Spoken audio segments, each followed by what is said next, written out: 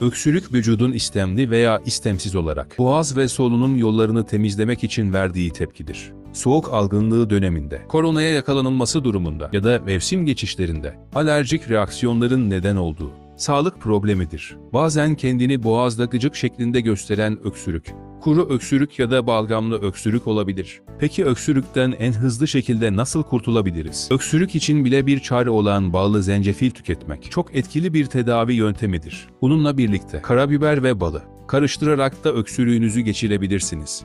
Fakat inatçı bir öksürüğe sahipseniz, bir bardak sütün içine bir çay kaşığı karabiber ve balı karıştırmanız daha faydalı olur. Tüm bunlara ilaven bol bol sıvı tüketmeniz tedavi sürecinizi daha da hızlandırır.